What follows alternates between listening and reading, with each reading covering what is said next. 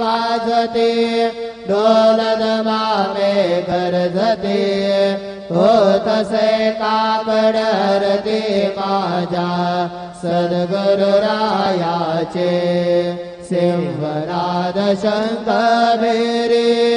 आनंद होत से महाद्वारे केशवराज विटेवरे दावा चरण वंदे तो साईनाथ गुरु माझे आई भजला ठाव जावा पाय दत्तराज गुरु माझे आई भजला ठाव जावा पाय साईनाथ गुरु माझे आई भजला ठाव जावा पाय श्री सच्चिदानंद सद्गुरु साईनाथ महाराज की जय।